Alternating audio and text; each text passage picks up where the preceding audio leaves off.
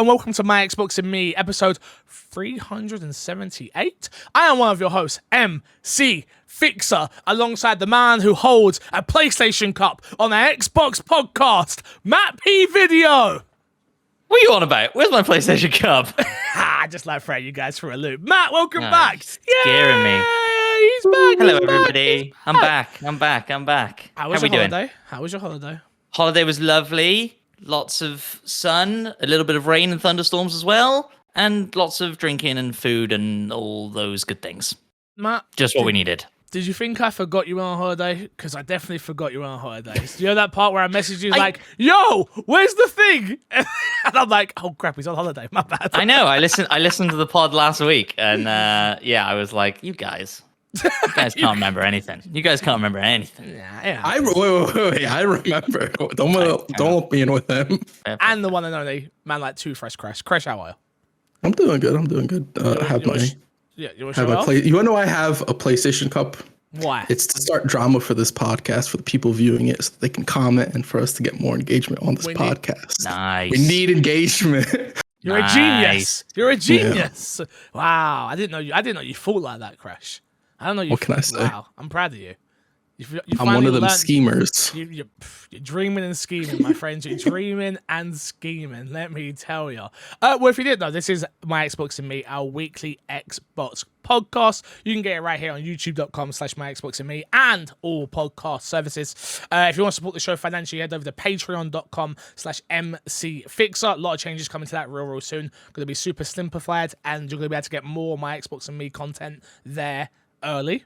And we're working on some bits. We got a lot of meetings we got to do. I'm not going to lie. We got a lot of meetings. They're coming. We're all back. We're all back for like a week, and then we'll all be gone again soon. We'll see. Also, make sure you go podcast reviews. Crash, I want to do podcast reviews straight away because I don't know if I've got any. I haven't checked, so I'm going to have a look now. But while you guys are checking, hit me. Let me chat to the audience very quickly and apologize. The week that Fix went on Unlocked, we recorded early, and it was a fucking shit show, and I hosted that show, and I'm sorry. So anybody who came over from Unlocked and is still here, congrats, because you've made the right decisions in your life, and congratulations to you. But I'm also sorry.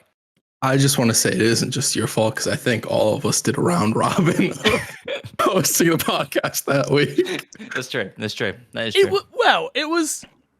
Okay, so you say it was a shit show. It was, but I actually felt like we did have a good conversation on the topic of the show, at least.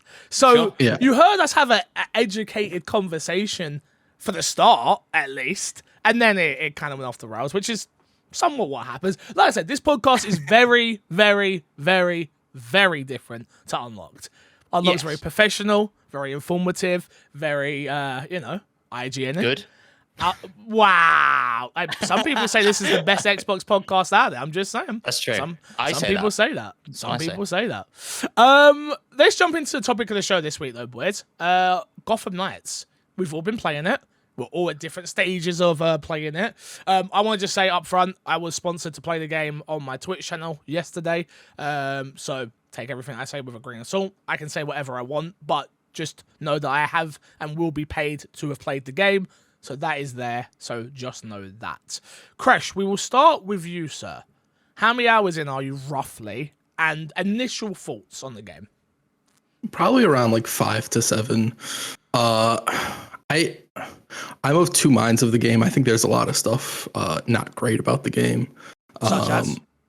I think the combat is kind of basic. Like, I enjoy the combat. I enjoy playing it. And it's this weird thing about the whole game where it's like, I look at some of them and I look at the systems and I'm like, they're not great, but while I'm playing them, I enjoy them to a degree where I don't walk away. Like, I would say from my time with the game, I'd rate the game probably anywhere from a 5 to 7. I haven't beat the game, so that's not like solid or anything like that.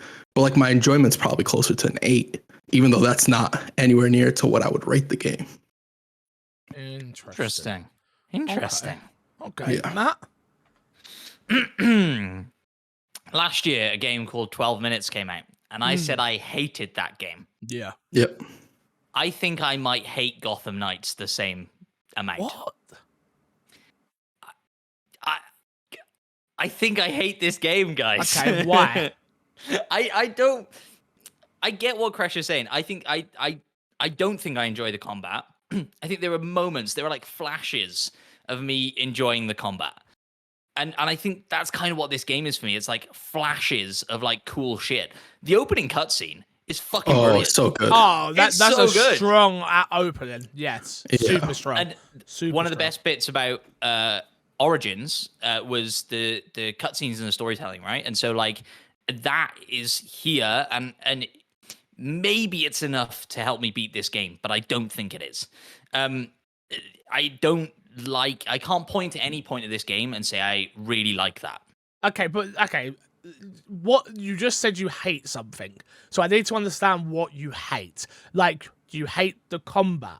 Is that Like I said, I think there are flashes of having fun in the combat, but very brief flashes. I do not like the combat. I think the enemy types and their attacks aren't telegraphed in such a way that I think you can have too much skill around evading and stuff like that. Like occasionally you'll get the timing spot on and it'll feel great, but there's probably another enemy over here that you can't see who's about to shoot you and cock up your combo or whatever. I will say I do think that throughout, like, I'd say like 90% of the game, the camera's way too close to the character. I I feel like it definitely should have been like way pulled back from where it was. Yeah. And so there's that. I think stealth is an absolute joke. Like it's not an option. Mainly because it doesn't, like, the Arkham games always gave you so many options for stealth. Vents you could crawl through, you go under the level here. And that's because they built stealth levels into the game. But this isn't that. This is very much like a play how you want to play game. But that just means that stealth is basically not an option. Like you've got gargoyles that you can post your way up on that feels Arkham-ish. But that's about it. Comparing it to Arkham. Let me have my say here, because look, I'm not the Batman guy, as we all know. But I've played the Batman games. Probably, when was the last time you guys played the Batman games? Which one are we talking The about? Arkham series, just in general. Like when At some point last year. Oh, okay. So you've probably played it part more of it. recent than me then. Okay, interesting. But I played it later than everybody else, those games. I didn't play them when they came out. I went through and did them all together, and we all agree Origins is the best Batman game ever made. But nonetheless, That's blasphemous. Nonetheless, I don't understand the hate. Like, I do agree with you. I don't know what characters you guys are playing. So I was playing with Red Hood for starting, and I was like, man, this guy feels like a brick house. Like, he moves slow, his combat is slow, but I really like shooting. And for me, as someone who enjoys shooting, it's like, oh, that's cool. There's that playstyle there for me. Then I went to Nightwing, and those are the two characters I've tried so far. And Nightwing, to me, feels... I actually really enjoy his combat a lot more than Red Hood's, but I like Red Hood shooting. I get it, what you're saying. I don't think the combat is amazing, but I don't think it is, I hate it. Like, it's not a hatred. Like, I think we're getting to a place now with games where I'm like, even hearing you say, Matt, oh yeah, I think I hate this game. I'm like, wait. You love the opening hour. So the cutscenes that you've seen so far, you've enjoyed? Yes, no, maybe? So that's what I was going to say, is like the cutscenes are what are really pulling me through the game. And But you hate the game. But hate's a strong word. You can't. That's why I'm. No. That's why I'm like, you've got to be careful here, because you've just told me you love the opening hour and you're enjoying the story enough to keep playing. You don't hate this game, Matt P. You don't hate it. You just don't like it. You may not love it, but you don't hate it. Hate is, I'm talking 2, 3, 4, 5s. This game is not a 5 to me. Oh, it is to me. It's definitely a 5. I think you could for sure make an argument for it to be a 5. Okay, I'm not. I think when you're looking, the open world's like horrible the way they do the open world and the crimes you find throughout it. It feels very roguelike without any of the benefits from a roguelike game, I will say. I think the characters, I've played all 4 of the characters. The combat is very repetitive in all 4, where they follow the same formula. You know, if you look at something like Avengers or even Final Fantasy VII Remake or anything that has you playing different characters, like there's no uniqueness to them, which I think is a little bit disappointing. But even with all that, yeah. Hate's a strong word. I've seen a lot of people hating on this game, and I think most of them haven't played the game. Matt P's played 20 Sure. hours and he hates it. Here's what I'll say: the more I play, the less I like, and I'm but just that going makes- down. That makes sense though, because again, you're doing the same. We're all in agreement that the combat's a little bit repetitive and a little bit mundane and boring, right? So ultimately, the more time you spend with that, the more frustrated you're going to get with that. But breaking down the game, you've got to go, okay, the combat is this, the open world is this, the story is this, right? So Sure. for me, the story so far, I'm really enjoying it. I've just gotten to a part where you meet a character in the prison, and I've done that whole mission. That's kind of like the last main mission that I've done. Yeah. I quite enjoy traversing around the city personally. I enjoy that aspect. Obviously, it's not Batman. It's not meant to be Batman. So please, let's not compare it to Batman. That would be amazing. But I enjoy it, especially with Nightwing. I like his parkour a lot. So. I will say the traversal gets like significantly better when you unlock the traversal ability. Oh. Yeah. And one problem I had is that you have to go and unlock it for each individual character. And it's literally the same mission for every character. And that is a bit tedious. And I but while playing, I realized that there's a lot of tedious stuff in the game. Like fast travel is something that you can unlock in the game, but you don't unlock it until later. And that baffles me because I don't want to have to. I have 2 crimes left in the whole map before I want to end patrol. One's all the way at the top of the map, one's all the way at the bottom of the map. Traversing that whole thing before you unlock fast travel is just a nightmare. Also, unlocking fast travel is one of the dullest things scanning the drone. Like, you have to go to a place and scan a drone that is flying around, right? It takes about 4 seconds for you to track this drone in the air. You just got to look at it. That's all you got to do. The second time you unlock a fast travel point, they go, there's a shield on that drone now. So you have to go and find where it's going to dock and charge and just wait there until it docks and charges and then scan it. So it's not even moving now. You just got to wait for it to stop moving and then scan it. And that unlocks your fast travel point. This isn't game. Yeah. This isn't fun. What am I doing? Okay, you're further in than me. So I'm only I'm 4 or 5 hours in. I'm still enjoying going out on patrols, beating up bad guys. I keep killing everyone and like interrogating. I keep forgetting. That happens to me quite often where I'm like, oops, I was meant to interrogate you. Yeah. I will say, as far as like the interrogation, it doesn't always feel like super necessary because I found that like a lot of the crimes you will just find naturally while going around the map. And so like interrogation is an option, but it's not a necessity, which I do think is good. But like the crimes, I don't know if as you get introduced to new enemy types, the crimes start changing in variety. But from what I've played, the crimes feel very, very repetitive so far. Yeah, 100%. Yeah, I agree with that. And I think I like the idea of like you returning after a night out and getting like a report. I like how that. you did in the evening. But nobody ever talks about it. You don't get like if you went out as Red Hood and didn't solve any crimes or didn't help anybody, you don't get back to the Belfry and Batgirl goes like, "What the fuck you been doing all night?" Well, one thing I kind of wish they did, and I understand why they did it, and it's not that type of game, but I kind of wish they did the same thing that Rainbow Six Extraction did, where when you lose with a character, that character is out of commission for a while and they make you play another character, and there was some sort of progress in that regard, because it feels like there are these roguelike elements, but they're never really evolved upon from what I've played, and I don't know if they get better later on. And that's sort of what I felt with this game. Is I think there's a really good basis for a game in the future, but I think what we have here is just like a bunch of ideas that weren't really fleshed out super well. Yeah, and I think that's part of the problem. I've seen other people say it as well. It's not by any means a unique thought that there's like so much to this game and it doesn't know what it wants to be. And like it's all the crafting and that, like when you die, even if you're playing in single player, when you die, it starts counting down from 5. Like somebody's gonna come and revive you. They're not. And then when you die, you respawn and you get no joke. 20 icons pop up above you of crafting items that you've lost. You will never know what those crafting items were. You will never care. It won't matter. But like, there's just so much crap in here. There's like, I don't want any of it. Yeah, no, I agree with you on that aspect of like it does feel like a lot of the crafting was one of them that I was like, does this really need to be here? And I'm just like, as I go along, I'm just keep crafting. I'm like, and then there was a part of me in my head that was going, oh, maybe I shouldn't be crafting. Maybe I should be waiting because maybe there's gonna. And I'm like, Why am I Just thinking? craft. Why am I thinking this hard? No, just keep crafting. Just keep going.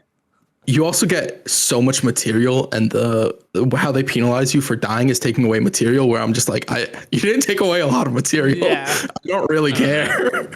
So yeah, it's an interesting one because I kind of wish that they toned down the scale of the open world and really focused on the narrative that they're telling, because I do think it's a really cool and interesting narrative. I think one thing, this is made by WB Montreal, right? If I'm not mistaken.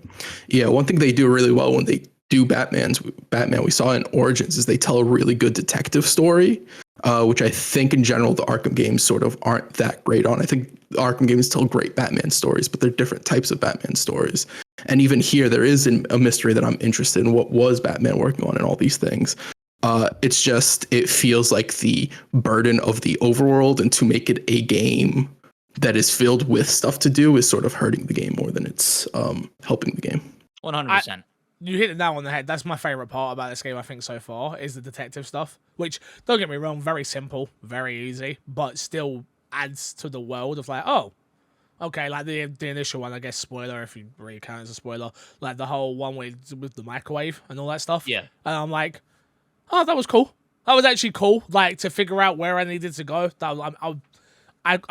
I'm like, oh, that adds to this world a little bit that maybe I hadn't experienced before. Yeah. But I still, again, maybe I feel like you just said though, Matt, it's very much the longer you spend with a game, the less enjoyment maybe I'll get. But as of right now, I'm still I'm having fun. I'm enjoying this part. I'm enjoying that part. I think I'm just going to mainland the story and not worry about like the side stuff, because I don't really care about all that stuff. I care about the main story, so.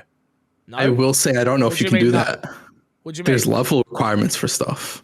Oh, well, I don't know if you could just run through the story. Yeah, I think it's going to be sort of Assassin's Creed, the same issue I had with like Assassin's Creed Odyssey and Origin, which is I don't want to level up to do the main story because I don't care as much for the rest of the world. Ixer, those bad guys over there, they look exactly the same as the bad guys you fought 20 hours ago, but they have a bigger number above their head, which means they're going to take more hits to take out, and they'll kill you quicker. Yeah. I wish they went for like a more focused, like here's the side crimes that you got to solve, and you kind of get into some of that as you go on, but it never really feels like it evolves to, from what I've played, to a point where it's like you can avoid all the fucking crime because the crime is repetitive. Yeah.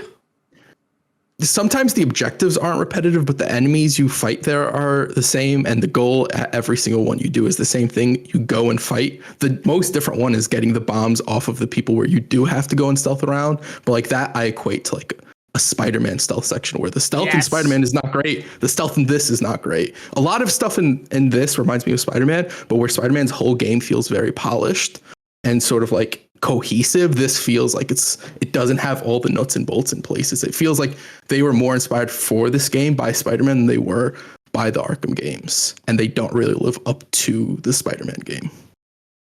100% agree with everything you said. I think the difference is if Spider-Man never gave you any more abilities, gadgets, or anything than you have from when you start that game, it would be good. Like swinging around that city is fun.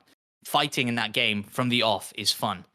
But they gate so much of the fun things behind leveling and doing side quests and digging into the menus and trying to figure out, right, what have I actually got to do to get my traversal thing here? The menu, well, the traversal thing, as soon as you unlock the ability to get it and you start the knighthood stuff, they tell you that traversal is locked in that. So you just weren't reading when the menus popped up, Matt. But I do agree. There are a lot of menus, and I hate when games do this, where the little exclamation mark point pop up, and my OCD is just like, I gotta click on all of those. I don't want any of those popping up, and there's no just mark all, and it's like a lot of it's just dumb information that I don't need to click on. So I find myself just clicking on it to get rid of it and going back, and I feel like I just wasted like 5 minutes of my time doing that for a whole bunch of stuff. Yeah, you're not wrong. You're not wrong. So okay, here's the thing I like about the game. Hit me. It's got really loads of cool customizable suits. Yep. It's got suits are very good. Yeah, a lot of customizable suits. The bikes are also customizable. Yeah.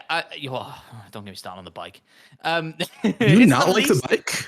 It's the least fun vehicle I think I've ever played in a game. That's crazy. the That's a tank. crazy statement. That's the bat tank. So let's stop that right there. But what I will say about the bike is I feel like I'm slow on the bike. I'm moving, Like, so but slow. it doesn't feel like I'm on a motorbike. Yeah, I have but to say that. What are you playing on PC? Yes. You got a pretty beef PC. Yeah. Is it tanking the frame rate as soon as you get on the bike? Yes. Yeah. Well, then that's why, right? Like, clearly, I think they had a That's why you guys slider to don't go. like it. The bike can go this fast, but we can't let it go that fast because we can't render the city that fast. I wanna give a shout out to Series S because you guys always like to talk your shit on the Series S. This game runs best on the Series S. I What can know. I say? Wild, Well, right? apparently the Series S is holding I back can't this game. believe the PS5 and the Xbox Series X are being held. They're holding back the Series S. Like, what Which the is hell, bro? crazy. What the hell? Like, we can't be having this, man. Like, we got to get rid of these consoles because the Series X, superior hardware, man. Superior. Yeah, I saw that. I saw a Digital Foundry video of, like, running at, like, really solid 30 FPS, and everything else, like, dipping down to, like, 20. And I was like, yeah, we haven't really spoke about that, like, the non-performance mode and stuff like that, which is interesting. Yeah, we talked about it last week. Oh, we did. You're right, yeah.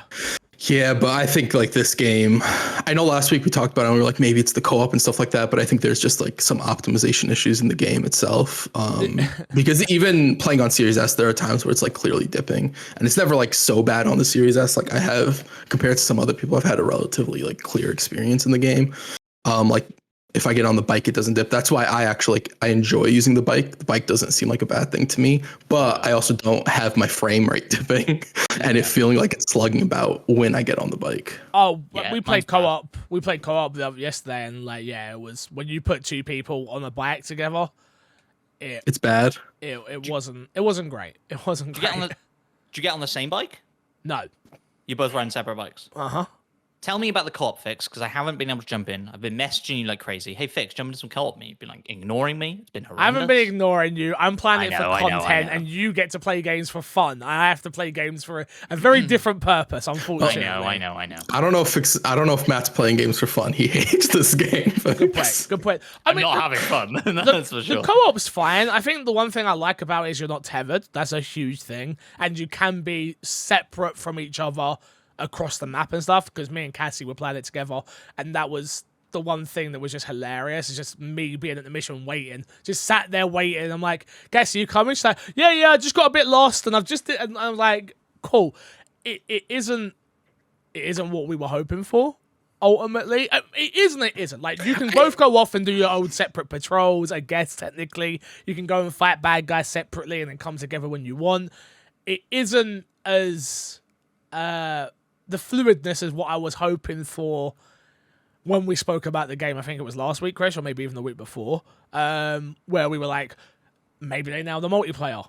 They haven't not nailed it, because again, ultimately you can be two separate heroes in this world doing the patrols and fighting bad guys, but it's not like game breaking. It's not like groundbreaking, I should say. Sorry. I wonder how much of that is the way the co-op is set up and the way the game is set up. Because I don't think the game feels that great in that regard. I can't imagine it feeling that great, because it doesn't feel like you have a purpose to just go out and explore the city on your own and sort of randomly intermingle with other people with the way the crimes are set up in the world. Yeah, I think that's part of the problem, right? It's very... I feel like one thing I think the game's very handholdy. Is very much like, all right, go do this. There isn't much room for exploring. Like, you can, but there ain't much out there to find either, if we're being honest.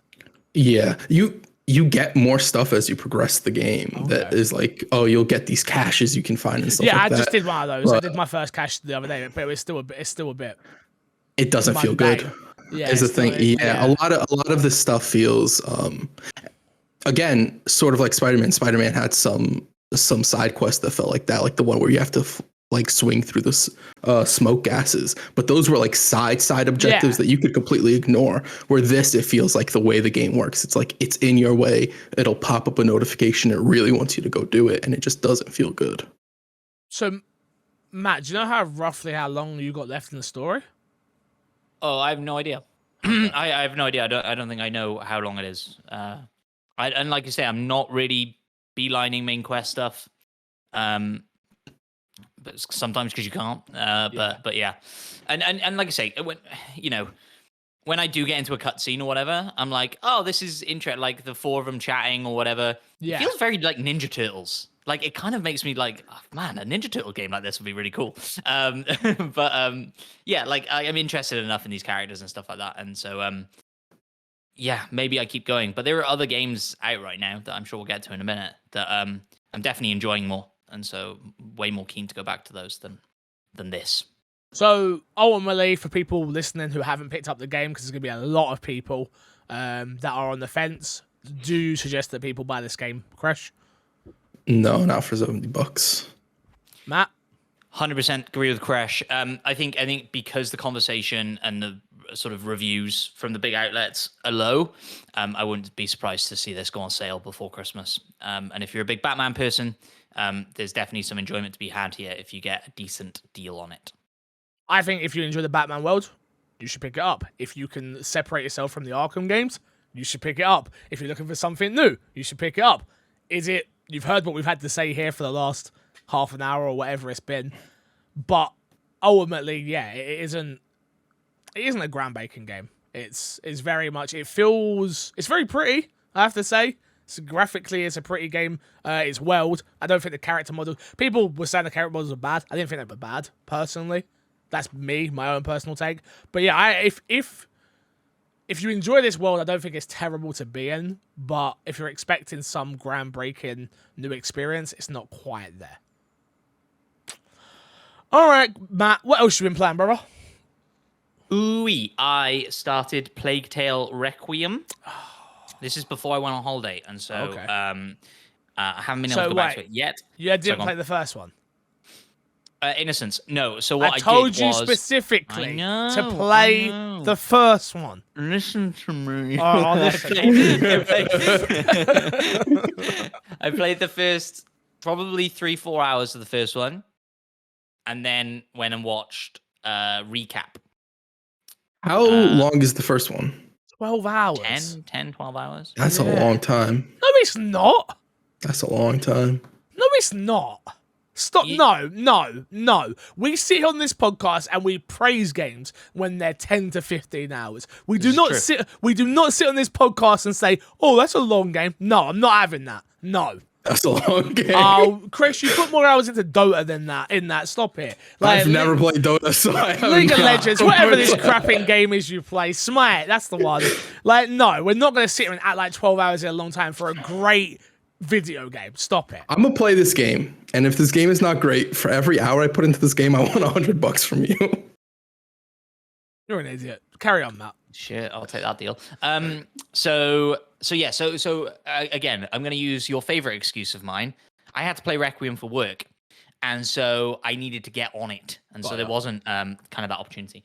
So yeah, but what I will say is Requiem gives you no help and reminder of what the story of the first one was. Good. And so even if you played the first one, I would recommend going back and watching a YouTube video before you start Requiem, because it drops you in and starts using phrases that it's clearly made up and you should know, but you don't. So go on. Can I be honest? I don't think the way you're talking about it, I don't know if you mean for it to be this way. It's not a negative. No, it's not a negative. No. Okay. I'm just saying that because it seemed, and I don't want to put words or thoughts on you. It seemed like you were being very negative on the idea that it didn't have sort of a cover up on what happened. Does it not have any single no previously or no quick nothing? No, nothing like that. And I wasn't meaning for it to be a negative. It was more just like a tip if you haven't started Requiem yet. Regardless of whether or not you play the first one, I'd recommend you go watch a YouTube recap somewhere. But yeah, it's really good. It's great, isn't it? It's a good game. I don't think it's doing anything wildly drastically different to the first one. But yeah, I'm enjoying it. It's pretty. I think the characters are cool. I think part of that first one, the beginning of it, you're very much looking after your younger brother in Plague Tale Innocence. Yeah. And we all love fucking what do they call them? Companion quest? No, what am I looking for? Escort mission. We all have an escort mission, Oh. and that's basically what the entire game is. The entire game's escort mission. Yeah. exactly. But this one, I think steps away from that a little bit, and it gives you like a hub that you keep coming back to, and a town that you get to know a little bit. And I haven't played a massive amount of it, but definitely want to finish it before the end of the year because I definitely think it's in that contention somewhere in the game of the year discussion. It's really good. I haven't started it yet. I waited purposely, just because I've started so many single player games at this moment in time where I'm like, I feel that. I want to finish one at a time. So there's a few games we're going to talk about. There's a few things that just haven't happened for me yet. But yeah, I'm very excited. The thing is, it helps that it's on Game Pass as well. So I don't feel that urgency of like now, even codes were going out, and I was like, I'm good. I don't need a code right this precise second. It's on Game Pass. I'll just wait. Exactly. And yeah, it's one of those games. I imagine it's similar size, 10 to 15 to 12 hours sort of thing. Maybe a little bit longer because it's a sequel. So I think they said it's a bit longer than the first. I think sort of in that 20-hour mark. So yeah, I'm okay with that. Go on, Crash. So I have a question, Matt. You said it's in contention for the Game of the Year conversation. Does this mean that I have to play it? Is that what you're saying? Is that I have to play it for this podcast? No. I'll be the judge of that. All right, Fix can be the I'll judge wait of for that. Fix to play. I think I don't think it'll get top spot, but I think it's. But I think if it's in top 5, I think I should be playing it. Yeah. It depends if you like this type of game, though. What, Matt, have you come down on a consensus of what type of game it is? It's... I don't know. I feel like it's more kind of open worldy stealth, not open world, but stealth with more options than the first game had. I feel like the first game was like, do it this way. So you're saying this game is a stealth game, not... Are you saying the first... Did you view the first one as a stealth game, Matt? I think the first one is more of a puzzle game. I think this one is more of a stealth game. Okay. Because I'm interested in this game. And I didn't play maybe enough of the first one to get to real grips with this, and so maybe what I'm saying is complete bullshit. But I feel like in the first one, there was a way that you're supposed to do this section of the game. No, that's bullshit. Okay. Yeah, there were certain times, yes, but it opens up a little bit and lets you... Okay. Yeah. The puzzle has multiple options to figure it out. Sure. Shut up. I know exactly what you're trying to do. Shut up.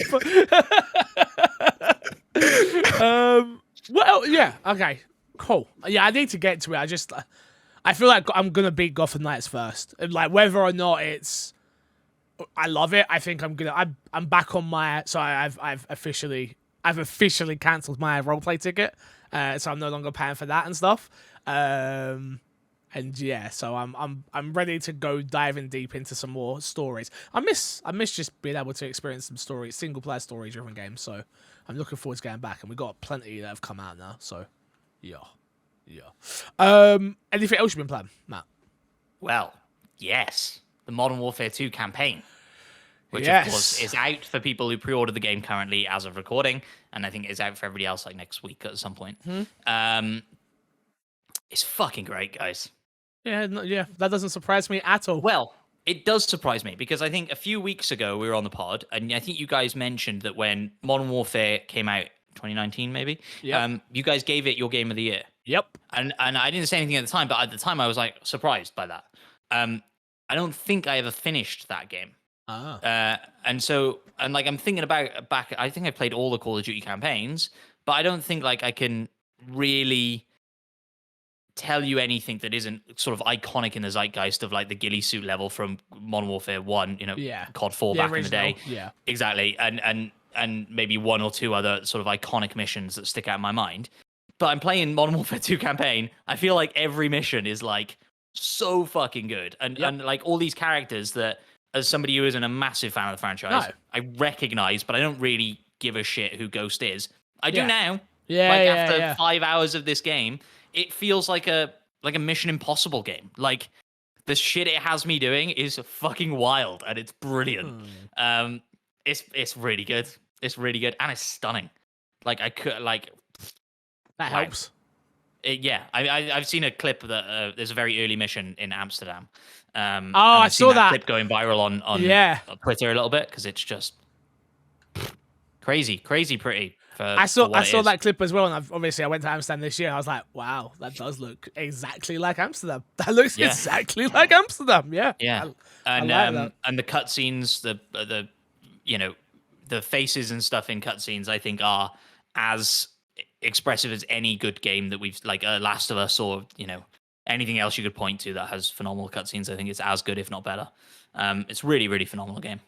It's interesting. It's interesting that COD once again. It's like Call of Duty is not a game that I think most people were expecting to get good stories from, and they finally have hit it with this series, with the Modern Warfare world, the remake of what they've been doing. They've nailed it so far, which is amazing.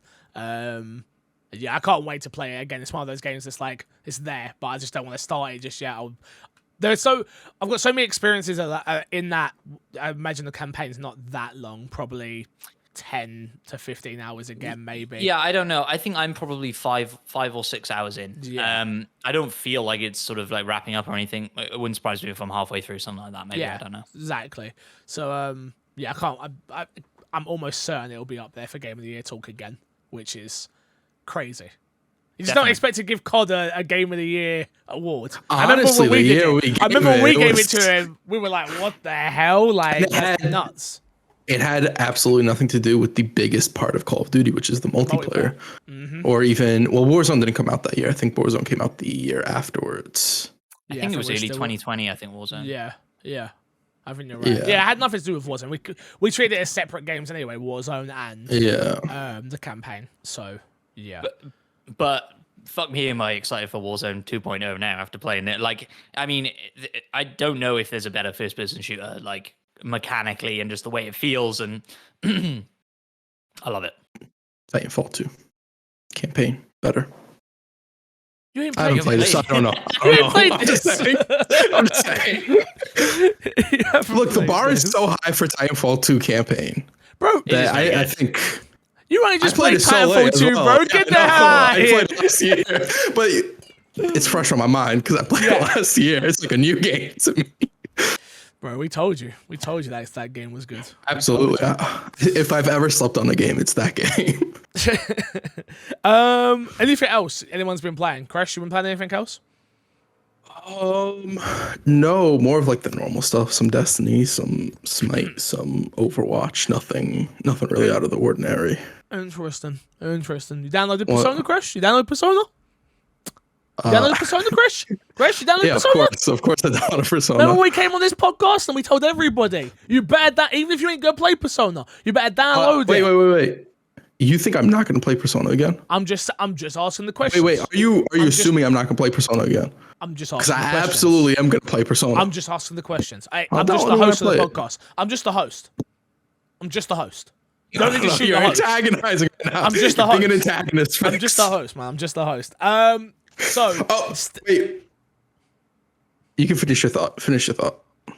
Stead hit me up in the Discord and was like, there is no way on God's given earth that Fixer's ever going to finish her Persona game. So I am happy to announce that I will be streaming Persona on the My Xbox and Me YouTube account.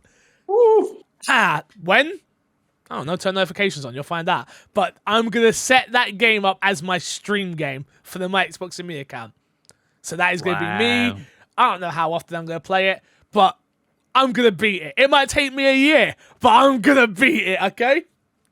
There you go. I'll be very interested to see if you beat it. Wow, you don't believe it? I think that the fact that Stead said you can't beat it, you might beat it because of that. But I think if Stead had never said that, I don't think there's a chance you would beat it. There wasn't. Absolutely not. Until we said that, and I was like, oh, really? Do you remember? You remember when I played Sekiro? I'm just saying, bro. You never beat that. So let's not bring up Sekiro. Beat it. No, but I almost beat it because of the challenge. But almost is a far step away from beating it. I wouldn't even have played the game otherwise. That's what I'm saying. This is the same thing. I'm going to beat Persona. Yeah, you're almost going to beat Persona. I agree. What I was going to say is, Matt, me and you had a pizza bet. Around Gotham Knights. Yes. Yeah. So what is the deal with this? Do I have to finish Gotham Knights to Yes. to Yes, to you have to concede, finish. or... You have to finish Gotham Knights to concede. All right. That's Or I fine. just you could wanted just to bring give it up. up. I mean, you can just Because give the man I his pizza. physically never played as Batman. Yeah. Well, no, I don't the think you bet play- was you guaranteed that Batman was still alive, if I'm not mistaken, Alive and playable. and playable. It was alive and playable. That's what you Yeah, said. I- Do you Your regret words. that pizza Yeah. bet? Do you regret the pizza bet, Matt? Well, I guess it probably would have come out if it was the case, right? I would have seen it on a Twitter somewhere or something by now. Maybe not. Batman's alive and playable. Maybe people have kept it stum. People who have finished the game. I don't know. I know Maybe. there's big spoilers on YouTube, and people are very upset that there's a big spoiler on YouTube. Like people Okay. just thumbnails just absolutely ruining the ending of these games. Okay. So Well, I'm not willing to concede yet that I've lost this bet. Okay. I just wanted to So, remind okay. you of it. here's the question I have though. We all know there's a 4-player mode coming out, right? Yeah. What happens if I don't know? This is purely speculation. I don't know. I've not finished the game. What happens if Batman? They end up Batman's back alive at the end of this game, and then they add him as a playable character in the 4-player mode thing. Does that count, or is it just the main No, it's game not in that the we base have now? game. I agree with Crash. It has to be Oh, when just the pay game the man now. launched. Just pay the Yeah, man. bit of Pay a- the man. Pay the man now. I don't know, man. I had a optional cutscene with Alfred earlier, and he alluded that maybe Batman was alive, and then he was like, "No, I wasn't really saying Batman's alive. I was talking about we used to play chess." And Robin was Right. like, "Are you telling me Batman's alive?" And Alfred was like, "I don't." The whole game. And I was like, I'm still early on. The whole game alludes to like, oh, Ra's al Ghul, we've brought him back alive 1,000 times, and like, oh, maybe Batman. It's like, oh, come on, man, Jesus, I see what you're doing here. Please, Man, the man has to be playable, is all I'm saying. yeah, there's no way. it's That's playable. true. Impossible. That's true. What if and like you say, I genuinely don't know what the ending of Gotham Knights is. What if there's and I think they would have already alluded to this being a mechanic. I was going to say, what if there's like a cutscene at the end with some quick time events where Batman is back and fighting Ra's al Ghul, and I have to bash X or something. If that's the case, Grace, you pay the man. You pay the man. Oh, if that's the case. If that's the case, he's playable, fam. I don't care. Playable. Quick time events are cutscenes with buttons. Absolutely. No, yeah, playable, bro. Like, if I have to push something, I'm playing. Yeah, if I push a button and Batman does a thing, then I play a movie every time I watch a movie. I'm literally playing the movie. Okay. no, I'm Absurd pushing a button. statement. Like, Okay. If the cutscene's happening, Absurd right? statement. Ra's al Ghul is shoving a sword into Batman, and I don't tap press X. square. You die. I don't tap X. Batman You're dead. dies, You can't finish And the then it game if you don't restarts. play it. and then it restarts, and now I'm tapping X. He's right. I'm playing as Batman. He's right. Are you playing as Batman or are you playing the cutscene? Honestly, no, Chris, that's not how this works. No, you lose if that's the case. I'm 20 hours in. I haven't seen a quick time event yet, so I don't think it's gonna happen. But it would be quite funny, wouldn't it? If it did. Would be.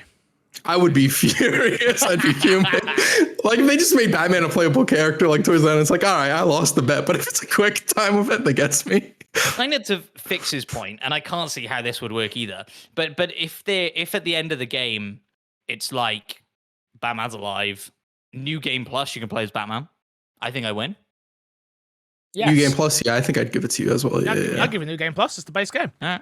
Absolutely. Yeah. There is a New Game Plus. We know that. Oh shit, Crash, you in trouble, boy. I think I'm in trouble. Chris, you're in trouble. Because like, here's why I don't think I'm in trouble. Because with the way the game works and like characters being so involved in the story, I don't think you can bring Batman playable in New Game Plus and make it make sense. Like, oh man, it's so sad. Batman's just like there. You're like, yeah, man, he was such a good guy. I would actually love it if in every cutscene of New Game Plus, Batman's just stood in the background and nobody ever referenced. Nobody says anything. At his own funeral, he's just like stood behind a tree. T-posing. Oh god. Arms out and all that. He's ready. Yeah. He's ready to go. That would be, He's ready that would to be go. awesome. I'd really enjoy that. Let's get Christ. into this week's dashboard. We've got a couple bits of news to get through. The big one, which is crazy of sound of the two news stories we're talking about. The biggest one, though, Silent Hill. New Silent Hill games have been announced. On Wednesday, Konami revealed several Silent Hill projects during a live stream. So the big one, Silent Hill 2 is being developed by Team Blooper and is a PlayStation 5 exclusive. Now, you might be saying to yourself, Fixer, this is my Xbox to me. Why on earth are you talking about that? Because, number one, because Crash puts the information in front of me and I read it. But number two, because I think it brings up a potent conversation about, PlayStation being the biggest hypocrites in God's given earth. And did you hear about the delayed showcase? The rumored delayed showcase. Yes. It's a rumor. Okay. The rumored delayed showcase, and how it might not look too good for Xbox players going forward. More exclusives, let's just say that. More timed exclusive content as well. What do you make of this one being a timed exclusive?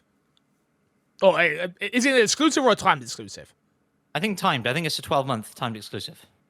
Is it the same situation as Final Fantasy VII being a timed exclusive? Could be. Maybe. Because that's the problem. Like technically, a lot of exclusives that PlayStation gets are timed exclusives, but when the time goes by, it doesn't end up finding its way on Xbox. But I do think that this one is technically a timed exclusive. Yes. Well, okay. Let me read the word in here. Yeah, it's a console exclusive for 12 months. So yeah. Because it's already coming out on PC as well, so it probably will. What PlayStation usually do is they exclusive the game and it doesn't come to PC, which means when they then let the exclusive come up, it goes to PC after that, and then we never see it on Xbox. But this isn't that case. It's a case of PS5 and PC. Yeah, okay. The number one thing here I'm shocked in is Konami. You're a bunch of idiots once again. Bunch of idiots. I love the fact you're doing this. Very happy for the Silent Hill community. Happy for myself as well, by the way. Never played Silent Hill. Ever. Never played Silent Hill. None of them. No Silent Hill. Never. I was a Resident Evil boy. Silent Hill 2 is good, man. I was a Resident Evil boy, so I refused to play Silent Hill. I was very much like, hey, that's a rip-off of Resident Evil. I know, I was a dumb kid. Remember, I was young. Yeah, I was young. dumb kids. So I am the way other people were excited for Resident Evil 2 being their first time playing. I'm like that with this remake. We're a role reversal fix. Yeah. How exciting. Yeah, Silent Hill 2 is brilliant. And then the cinematic thing they put out, cool. Great. Do you think I'd like Silent Hill 2, Matt? You liked Resident Evil 2 remake, right? Yes. So I like think the you puzzle aspect of it. Yeah, Then, and so yeah, Silent Hill, you'll love Silent Hill more than Resident Evil then. Yeah, Silent Hill's good. It's and like obviously I think the remake is probably going to be drastically different in the same way that Resident Evil 2 and Resident Evil 2 remake are kind of drastically different games. From a gameplay standpoint, I would imagine that Silent Hill 2 remake will be the same. They got big shoes to fill, right? Because Resident Evil has shown you how to take a game from this era and remake it for this era and do it really fucking well. Can Blooper Team do that? I don't know. Like the medium's cool, but no, the medium's okay. This is you've hit the nail on the head of where I don't know why I'm putting it that way. It's because I've got 2 minutes. Sorry about that. You hit the nail on the head, which is I liked Layers of Fear because I didn't understand what it was, and that's what made it scary. And as soon as that formula was known, Blair Witch Project didn't think was great. The medium, average. Yep. And now they've got an IP that people care about, and there is some level of combat involved as well, if I'm not mistaken. Oh, for sure. And Team Blooper, I can't think of a game they've done well with decent combat. Correct me if I'm wrong. No, I can't think of one either. What I would say is like Silent Hill's combat is certainly much less involved than Resident Evil's or something like that. It's a lot of kind of heavy lumbering melee weapons that make combat difficult and therefore the game challenging, or at least the old school game was. I played it relatively recently, like last Christmas. 100%. I played it. 100%. That's what this is going to be. Yeah, and so Crash. To go back to your question, yes, I think you could really, really enjoy Silent Hill 2 remake. I'm very much looking forward to it, and so hopefully it comes to PC. Fresh. Based on all that language. It is coming to PC. Guaranteed. What I want to say, the cinematic they put out was amazing. It looks ridiculous. It looks so good. If the game is that level of quality, which I believe it will be, we're in for a treat. I recall Medium having a good cinematic for its reveal, didn't it, as well? Yes. How does that hold up compared to like the game? Because I never played Medium, so I don't know how competitive it is. The Medium's not a bad looking game. It's not a bad looking game of any stretch of the imagination. I think this is going to help that it's a PlayStation exclusive and whatever. A lot of PlayStation make really 9 times out of 10 their games are really pretty. Like you've got to give credit where credit is due at the end of the day. I'm bummed this isn't coming to Xbox day one. I'll end up probably playing it on my PS5 or my PC, depending on where I decide to pick it up. But super excited for Silent Hill fans. And interesting to see Konami get back into the video game space again, because they do have some beloved IPs. Silent Hill being the main one that probably interests me, if I'm being honest. Other than that, I'm trying to think what else they have, to be honest with you. Castlevania. For you, I know you like Castlevania, Yu-Gi-Oh. I don't see it and obviously Metal Gear. I mean, we got a Yu-Gi-Oh game earlier this year. We did. Dual Masters. Yeah. So I don't think we'll ever get like an actual like full-fledged Yu-Gi-Oh game at this point. No. They found their formula, and it went free to play as well, and that actually people really enjoyed it. So yeah. Metal Gear, which I would never want them to touch again, if I'm being totally honest with you, especially after Survive. I was gonna say we saw what happens when they do touch Metal Gear. At this point. So interesting to see them back in the video game world. They've got plenty more news though to go along with that. Silent Hill Downfall being developed by No Code and published by Annapurna Interactive. Don't know No Code. Don't know what they do. Don't know anything about them. Any games? Two games that they're known for are Observation and Stories Untold. I don't recall any of these games. So they have here on their website, with Observation appearing across PC, PS4, and Xbox One, saw it bring home the best British game BAFTA for the BAFTA. So obviously a highly rated game. Yeah, I mean, again, I can't judge something that I've not played or don't know anything about. But it's always an interesting one when you announce a remake that people care about a lot with something new.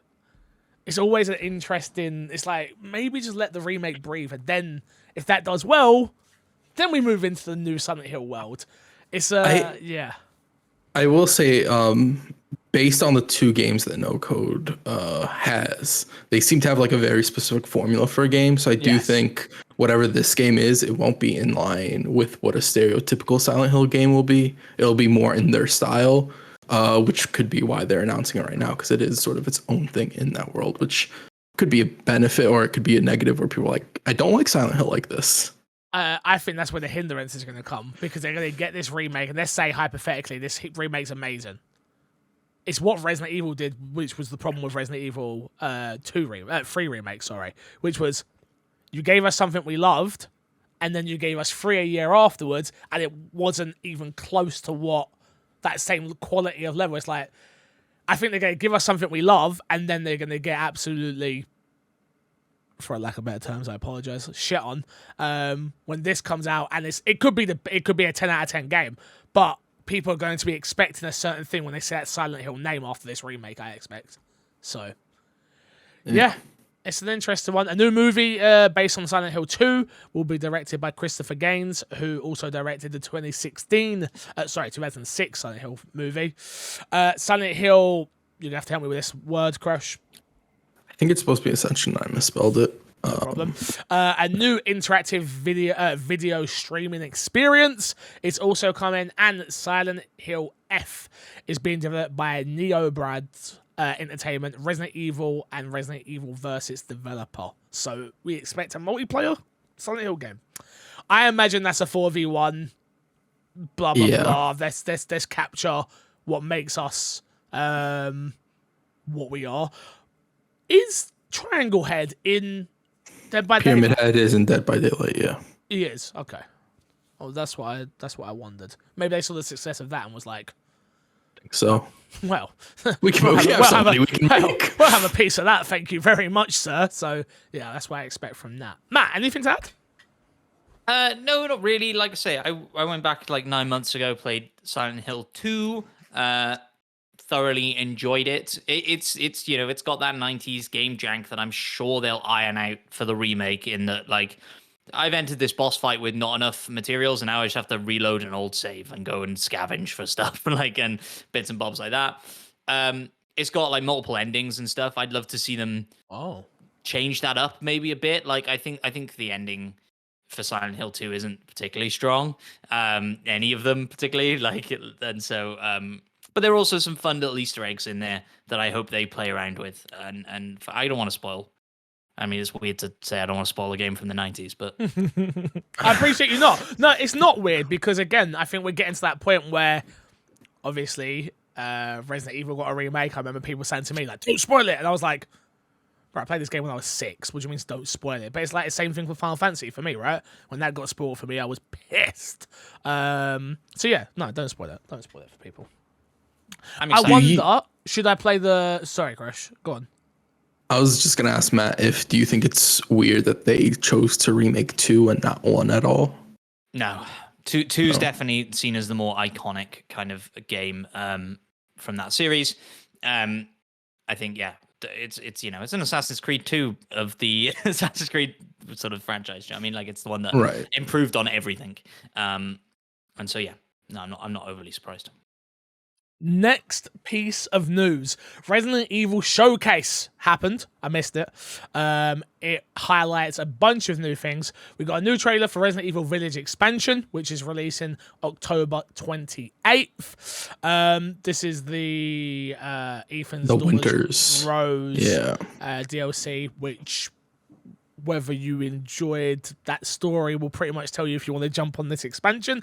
Unfortunately, we all know Resident Evil has me by the absolute balls, so I'll buy it, even though I couldn't give two craps about Rose as a character. But whatever. They also showed off some more Resident Evil Versus after confirming it's still coming out, and it's coming out the 28th, with early access being on the 24th. I played the beta of this. It's a game. It's a game. That's what you love to hear. It's a game. It's a game. It's a game. Look, it's one of those ones where I think if you get you and a few friends together to play it, you can have a good fun with it, but it's not going to last longer than a month. I'll be honest with you. I think this dies pretty quickly, and I think they know it as well, if I'm being honest with you, from the beta. Balancing was awful in the beta, but it was a beta, so I kind of let that go. When this finally comes out, I will be judging it as harshly as I would any other Resident Evil property. So, as a fan, I'm looking forward to playing it, but my expectations are very low. Very, very low. Maybe we'll do a stream with it, boys, when it comes out. Yeah, I mean, they did announce it has crossplay and everything as well, which was very, I guess, not surprising, but I think they could have 100% went with this game and been like, yeah, there's no crossplay. You're just getting the game as it is, and I don't think people would have really cared. Yeah, no, I agree. And last but not least, the piece of news most people cared about, which was they showed off more Resident Evil 4 Remake gameplay and released a new story trailer for it as well. Obviously, it's set to release on March 24th, 2023. Have you guys seen any of this? Did you watch the trailer, Matt? I watched the trailer. I watched a couple of people's previews of Resi 4 Remake. And bits and bobs, and yeah, I'm excited for that. You know, like I played Resident Evil 4 on the GameCube and enjoyed it enough, but I wasn't like blown away by it. But you know, Resident Evil 2 Remake is one of my favorite games, and so I'll be interested to see what they do here, what they change, what they don't, what they keep the same. I think it's so much easier to translate RE4 into a remake without being quite as radical as they were with Resident Evil 2, right? And so, which is why I have a problem with it, Matt P. Thank you very much for queuing me up there, sir. No so problem. I saw some. I haven't watched the trailer yet. I've been waiting to stream it and react to it with my audience because they know how much I love Resident Evil. But I saw some screenshots, and again, I'm basing this strictly off of screenshots. I'll have more to say next week on it, I guess, if anyone wants to ask a question about it. From what I saw, it looks too the same. Like, I'm like, okay, yep, that's that. Yep, that's that. It's not different enough from the screenshots that I saw. Now, like I say, just screenshots. And I hope that isn't the case throughout the entire game. Because for me, the thing that makes Resident Evil 2 Remake so special is obviously it's a 90s game turned into a 2000s game, which is humongous. So that was always going to be a bigger jump than what this is. But it weren't just that, it was the story changes. It was Marvin, it was Ada's story, it was all these different stories that were told in Resident Evil 2 that were far different from what we got in the original. And I wonder if they're going to do that with 4. And for me to be... I'm a Resident Evil 4 hater, right? Like, though I own it on 5 different systems and I've beat it 700 times, I don't think it's the best Resident Evil game ever made. They have the ability to make Resident Evil 4 Remake the best Resident Evil game ever made. Because what is there could be amazing. It's got the characters, it's got the gameplay, it's got everything. It just needs to be brought in a little bit more into a Resident Evil game for me, where I think they went wrong with it. So I'm really interested to see what happens. I don't think I'm gonna get what I want out of this, but I've sort of come to terms with the series, as I'm sure most people can tell. I didn't react to the showcase. Look at the difference between Resident Evil 2 Remake, Resident Evil 3 Remake, and now 4 from myself. I'm like, yeah, I'll play it. Okay, there was a showcase, cool. Same thing with 8. Like, the best thing that got announced at this, or not even at this, but got shown again at this, was the fact they've added third person to Resident Evil 8. And I'm like, okay, here we go. I'm going to play that again. I'm going to give it another chance. And I'm going to see if it was it just the camera angle that really threw me off? I don't know. But I think Resident Evil 9 has the ability to actually be something really special for everyone. If they've nailed this first person, third person thing, and you're able to just do that across from the start of the game, I think that could be huge. It surprises me that that's as much of a big deal for you as it is. Resident Evil to me is a third person game. I get it.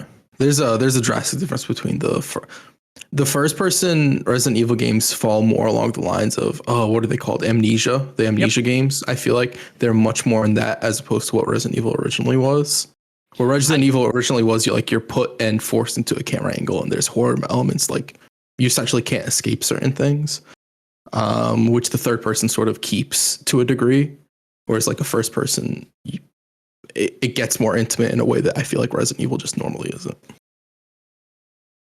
Sure. I can't wait. I can't wait to go back to 8. I can't wait to go back to 8 because of this. And I don't think I would have gone back to 8 if it wasn't for this.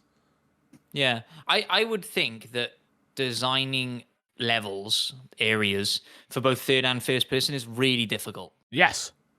And obviously 8 wasn't designed to be in third person. And so I can't imagine it being... Or was it? I don't think so. Or was it? I mean, there's a possibility that they knew what they were going to do with Resident Evil 9 going to third person, and they were like, hey, we're going to go into Resident Evil 8. If not having it, like, the idea of we're doing third person to leave some leeway for it to be third person, I don't think that's the case, but there's definitely a possibility. I don't know. Yeah. I'll be interested to go back in and see. Have they said when the third person mode is coming? Yeah, it comes with the expansion. It comes with the expansion. That and the new Mercenary update comes as well with that. Okay. Whatever, no one cares about Mercenaries. Stop it. Yeah. Is the expansion just third person, or is it optional? No. I think it's optional. I don't think it's just third person. I don't think. I might be mistaken.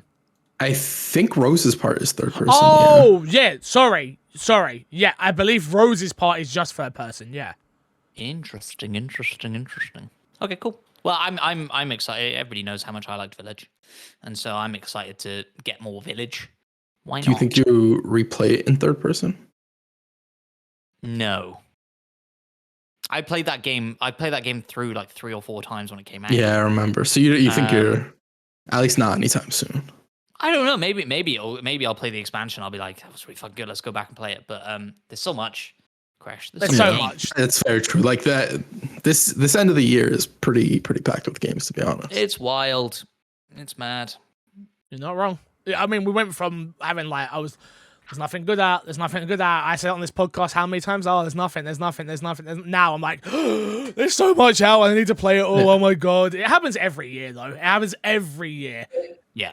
I feel like generally holiday season, at least for the last 5 years, maybe holiday season has like been the big point for gaming with game releases. Yeah, you're not wrong. Let's jump into Fix the Sack really quickly before we get off. I know we've all got things to do today. First up, from Ninja Assassin SP, it says, at MC Fixer, what would you say if I told you me and Shortcake are now married? Haha. Congratulations. I don't understand the reference to Shortcake. Please email in. Listeners? I don't know. Again, I've been doing this show a long time, and my mind is already pretty poor. So give me some context. Hit me. Could it be somebody you know in real life? Maybe. Shortcake. I don't know anyone called Shortcake though. I mean, I would say you enjoy shortcake, and you married one, and I respect. Congratulations. That. Yeah, of course. Congratulations. Must be an old school listener. Well, yeah, maybe. In the early days. Well, just remind me. Just give me a refresher. It's hard. It's hard out here for me. All right. Sarah Squid has this long one to say, so let's go with it. But tuck in, and here we go. Crash, did you check this beforehand, Crash? This is you're good with this one. Okay, because we all know how Sarah, yeah. Sarah Squid69 says, today, October 18th, 2022, there are rumors to be a PlayStation showcase. It has been rumored that the showcase was cancelled because Sony was afraid it would help Microsoft's case in regards to the exclusive content held by Sony in discussion for the Activision/Blizzard deal that's currently going through regulators. It appears that Silent Hill was supposed to be revealed today at this showcase with exclusive content, and then a deep dive at tomorrow's Silent Hill event, similar to how Capcom revealed Resident Evil at State of Play and followed it up with an event following day. On top of that, today we got more details on PlayStation DualSense Pro controller, including pricing. It was also rumored that Sony would be formally reveal the Horizon Zero Dawn remake, discuss God of War Ragnarok before its next launch month as well, as a special edition console that got announced out of the blue, and announced a few PC ports. All of these heavy points towards the rumours, the showcase being true, and the fact it didn't happen today confirms it was cancelled. My question is, do you think Sony is hiding its showcase and exclusive content would have any bearing in discussion of Microsoft's acquiring Activision?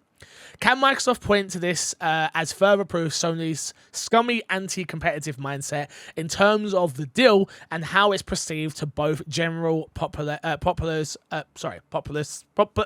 bloody hell, words, thank you, or regulators themselves? I knew the word, I just couldn't get it out. It seems like Sony is willing to shoot themselves in the foot by cancelling their own showcase just to appear they have no exclusive deals to regulators. Will this attempt by them work, or can Microsoft use this against them? Cheers. Again, this is always rumors, speculation. We don't know if it's true. It's a lot of hyperbole. It could be a bunch of internet noise. I don't think Xbox can use it really against them because of the stuff that the only thing that would really upset the regulators in regard to how it would benefit Xbox would be the Silent Hill stuff, with it being a timed exclusive, which would only point towards Sony's, I don't agree with the term scummy practices, by the way, just the way they do business. Yeah, go on, Crash.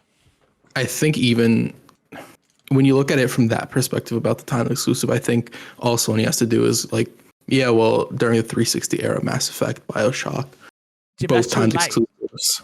I agree with you, and I see people on the internet saying this all the time. It's like, all you have to do is go back to when Call of Duty maps with. Yeah, but it's No, it's no, not I'm not even 2000, talking it's about not the Call of Duty 2006 stuff. anymore. So You're absolutely correct. But then Call of Duty, then Xbox did it again with the sequel to Tomb Raider. Again, they did a timed exclusive deal, and that's not far. That's not a long time ago. So it's like Microsoft has a repeated history of doing it. That at that point, it just becomes regular business in gaming. yeah, no, I think that's where somebody would look I'm at with it. you. No, but I think the question is regulators, right? Forget Yeah. Sony, forget Microsoft. It's a case of I saw a thing come out where the is it CMA? What is it over in Matt? The UK regulating board person that has the Oh, I problem don't with know. whatever the wording was, but they're looking to the public to ask them for their opinion on this, and I'm Ooh. like, what? What do you mean you're looking, bro? What is this? Like, what is going on? Like, seriously, what is going on? I think one thing that's actually kind of working against Microsoft is how new gaming is, and a lot of business aspects and like regulators and stuff like that are a lot of old people who don't necessarily fully understand the scope of business for gaming. And I think that's one of the reasons Microsoft is in such hot water, because I think anybody who fully understands the gaming landscape, like Sony, doesn't get through with their conversation points. And I don't think Sony necessarily even agreed to. And as soon as Sony got some leeway, Sony's like, all right, we're flying out there to have some discussions and push this further along. Because it kind of is absurd at the way it's looking to be going right now. But I don't think Sony hid it from the showcase, because it still got revealed. No. There might have been a showcase, but from what you just told me, there weren't enough content there for me for it to perceive as. No one cares about controllers that he showcases, even PC ports. They've never shown, unless I'm mistaken, I don't remember them showing any PC ports beforehand. They've always come through their PlayStation blog, if I'm not mistaken. Yeah, I think the only way we would see PC ports would be if the PC ports were tied with a remake, like Horizon Zero Dawn is rumored to be. But I don't know if they would be announcing Horizon Zero Dawn and then plus more remakes, because that sounds like a bit much. But Sony is Sony, so who knows? Bro, they love their remakes. They love their remake. Silent Hill 2 is a remake, and they're going for that as well. They love money. They know where the money's at. They know where the money's at, and they know that people will lap it up and buy it. And ultimately, until us as consumers stop purchasing these things, they're gonna keep doing it. Yeah. So, I'll be honest with you, I can't wait for this deal to either collapse or go through. I understand we're an Xbox podcast. I understand we have to talk about this. I'm not annoyed at people asking questions either. But from like the internet's perspective of it, I'm just like, oh god. I did read a good article from Jez over on Windows Central about how either way, if this happens or doesn't happen, it's going to see a huge shift in the video game space.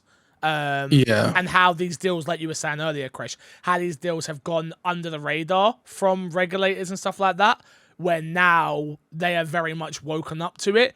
So this goes through, this might be the last big one, and this doesn't go through, how much that will affect Sony and Microsoft's relationship going forward. Because if this doesn't go through, I can see Microsoft being annoyed and being like, okay, if this is how we're playing ball, we're going to get back on the timed exclusive deals. We're going to get back on all the things I know Phil Spencer's come out and say he doesn't like doing, but ultimately is what I think they has have PlayStation in the leading spot right now.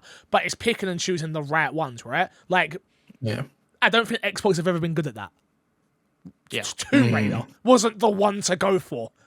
Let's be honest. Tomb Raider is weird because they picked a good game. Because like that game is phenomenal. Yeah, the issue is they picked a sequel instead of like the first game in a franchise. Well, not really a franchise, but in that saga. And so I think the 360 era, they were lucky because they were the big dog and they sort of got to pick whatever they want.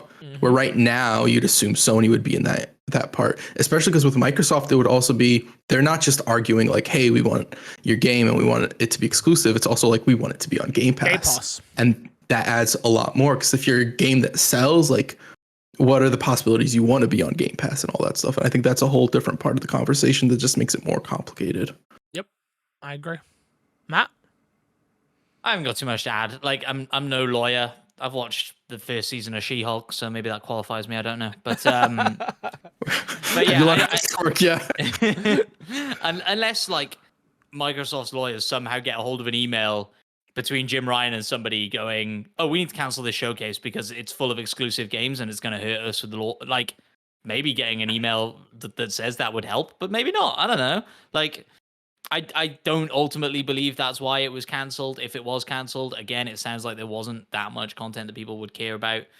And I think more and more companies are kind of realizing, hey, we can just do our own showcase. Like we can announce 5 Silent Hill projects. That's enough for a showcase. Let's just do it ourselves. So yeah, I don't know. I don't think it matters. There's a bonus question here, which will end on this week's podcast. A bonus question: how do you feel about the price difference between the Xbox Elite controller to the DualSense Elite controller? The Xbox Elite controller, now in Design Labs, retails at £125, where the PlayStation DualSense is $210, according to my British friends. In America, the Elite controller is $180, and the DualSense is $200. But Sony already confirmed the price is higher in territories where PlayStation itself has been marked up. So basically, every country in the world except the US has to pay more for the controller and the console. Matt, how you feeling about the price differences? Well, look, more money is never a good thing for the consumer, right? Like, having to spend more money on these things is never a good thing for the consumer. I do wonder, like, how widely adopted, how well do these things sell? I can't imagine it's that well. Yeah, they sell well. Really? Yeah. Yeah. You have to remember that like Scuff and Razer, as far as like their Whole company. yeah, they got off doing stuff like this. Razer had way back when Gears 3 was popular. They had the Chimera controller with extra buttons. Yeah, I remember I picked that up for Gears. Yep. Scuff has been doing it for so long with either thumbsticks or I think they started off with just like thumbsticks and modding controllers, and they added back paddles sometime during the PS4 and Xbox One generation. Like, this has been a big, very, very big thing, even before Xbox adopted their own Elite controller. Even if you think about it, Matt, think about the price of these controllers, right? So even if it is only, let's say, a 5% market share, right? That's a lot of money. Sure. Yeah, I guess just from like, I mean, the world's fucking on fire. Like, over in here in the UK, Crash, it's bad. We're on purge. We're getting to purge levels pretty quick. So the idea of spending 125 quid on a controller is mad to me, because I can't fucking turn the heating on in this goddamn country. So yeah, I don't know. Sorry, you broke me there. He can't turn the heating on in this country. He's not wrong. Yeah, look, from my perspective, I always come here from the consumer's perspective, first of all, which is, to me, PlayStation need to just eat the cost on these things. I don't like the fact that every territory has to pay different prices. Ultimately, make it work. I understand it means you'll make less money, but that is also why I enjoy Xbox as a brand. Like, it's these little things that go a long way, and anything that benefits the consumer, forget Game Pass and things like that. It's the little things of, a controller, ultimately the same controller does the same thing. The Elite controller and the DualSense, they're the exact same thing, but one's branded PlayStation, one branded Xbox. They need to be parity. Like, you need parity across the cost of that. Ultimately, Xbox has been out longer, so they've also been able to drive costs down properly, where PlayStation hasn't, and I'm sure it will get cheaper, but as of right now, there's no chance on God's given earth that I'd pay £210 for a controller. No way. I will say, no matter what, that I would imagine the PlayStation controller is a little bit more expensive because of the DualSense and the haptic feedback and whatnot. But still, that's an egregious price difference. Also, something that reminded me, going back a little bit, but putting a microphone in that controller was one of the worst things they've ever, one of the worst hardware decisions a company's made in a very long time. Playing the Modern Warfare 2 beta is horrendous on PlayStation. Bro, they've got so many things that's stupid on the PlayStation 5. So, especially from a content creator perspective, like, even capturing audio on that thing sometimes a nightmare.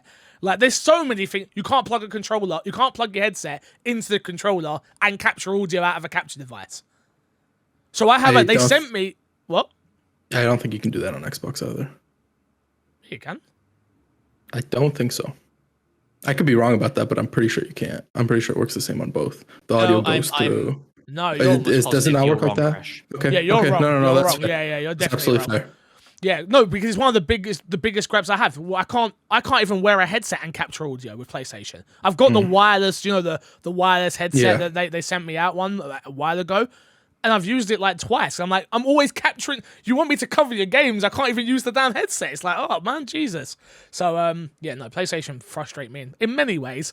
But this is just another way. Like I say, costs across territories. Eat that cost, PlayStation. You make enough money. We buy enough stuff. Eat that cost and make it parity across everywhere. I think every single thing that the shitty decision that comes from PlayStation comes back to the fact that PlayStation is owned by Sony at large, and they are responsible for keeping everything else afloat because PlayStation's the most profitable division at Sony. Absolutely. Which really sucks. Make better TVs. That's all I'm saying. Make better TVs. Ones with Game Pass in, like Samsung. That's a bit harsh. Sony make very, very, very, very good TVs, but they're just very, very, very, very expensive and not available in many territories. And Matt, didn't ask. Let's plug, and get ourselves out of here. Matt, what are you going to plug this week? I am going to plug the YouTube channel because you should go subscribe and hit the bell and stuff because whilst I might not be streaming as regularly as I used to, Fixer has, of course, promised that he'll be streaming Persona 5 on the channel. And, Definitely didn't say the P word, just so everyone's aware. Didn't promise. You said you will. Yeah, didn't promise though. There's a big It's a difference. declaration. Okay, he declared he will stream. And if he doesn't, you guys will chase him off my Xbox Me podcast, and me and Matt will get full ownership and co-assignment with Haley, so Haley will still be involved. Don't worry about that. Like I said to you earlier, Crash, we're on the sort of purge level here in the UK. Fixer's clearly been watching the news and taking some politician lessons there. How to answer. I promised you. No, because the reason why is because promises to me are like a really important thing. If I say promise, like me and Haley have this thing where like we'll fuck around all we do, but if I say the word promise, it's like that's unbreakable, So yeah, I didn't promise, but I'm going to do it. Yes, I'm going to try and start. Again, it's going to be very sporadical. It's going to be a case of, I'm got a couple of hours free. Cool. I'm playing the game, so I'm streaming it. That's all it's going to be. It's not going to, don't expect high production value and high energy and stuff like that. It's a case of, do you want to come along and watch me play Persona and maybe help me out a little bit so I can get through it quicker? Amazing. If not, no problem. Like, no big deal. Okay.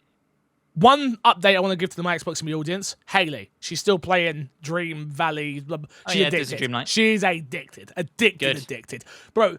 She's so addicted that I was like, "Oh, you should have played it on Switch. You could take it on holiday with you." And she was like, "Oh, but I think it's got cloud save." And I'm like, "Yeah, of course it's got cloud save, Xbox." And then she's like, "No, I think it." And I'm like, "Wait, what?" So I like Googled it for her. She's like, "Yeah, it's got." So she's now looked into how to transfer it onto her Switch, so she can play it on Switch and then send it back to Xbox. And I'm like, yeah, you're in too deep. But she's gonna come on the podcast. So she's still not ready to give us a review. I think she's ready at this point. She just doesn't want to. Hundreds of hours, yeah, and she refuses. I was like, I'm not deep enough. I'm like, you've played more than people I know who have reviewed the game. Like, come on. She'll get close to being ready to review it, and then they'll put a content drop in. Then they'll put Toy Story in or whatever, and then she'll be like, oh, well, now I can't. Well, they just added Scar. 3 months. I know. They just added Scar, and they changed it. So this is the Haley update.